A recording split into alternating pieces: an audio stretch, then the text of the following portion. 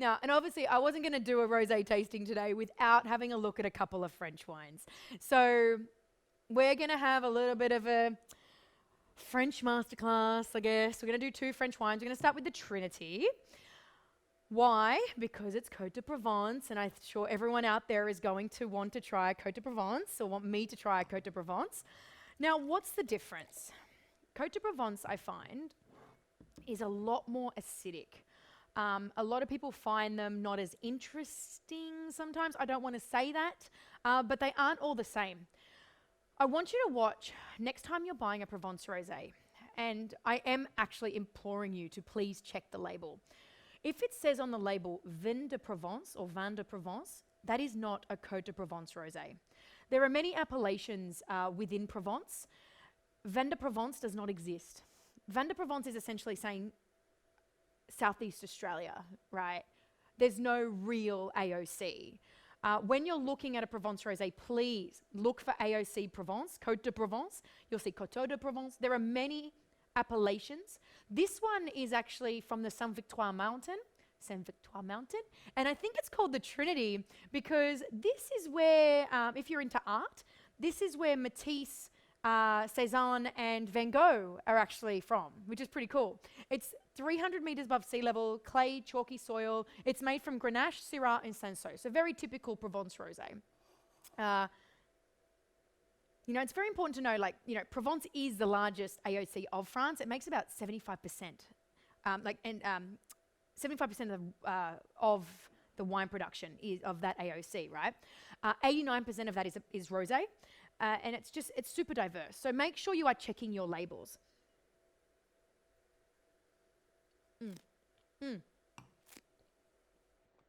Sorry, I forgot to tell you what it smelled like. Sorry, I can't help it. So, sorry, you say Provence Rosé. I'm getting all into it. I can't help it. So, on the nose, wow, we're doing really well today, aren't we? On the nose, white peach and oranges, like definitely so much oranges and roses. But you know, like white roses, not the red roses. They're not red roses. But it's very, very typical of Provence Rosé. Ah, yes, it's wonderful. Now, on the palate.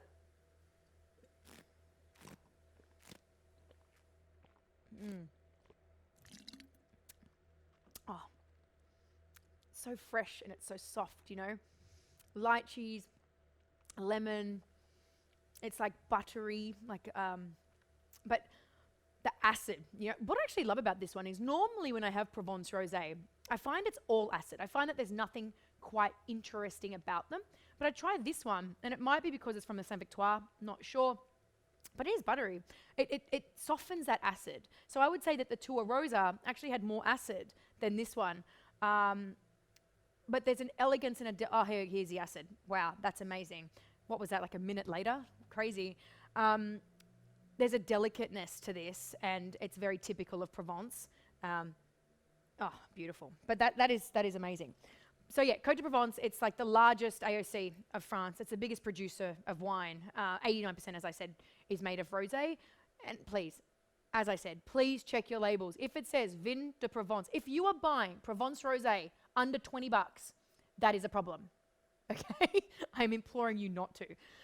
There's a lot of influences at work within Provence. You've got different climates, you've got different altitudes, you've got different soils, you've got rainfall. It's so varied that there's like almost actually a difference of like 60 days between start of harvest and the end of harvest.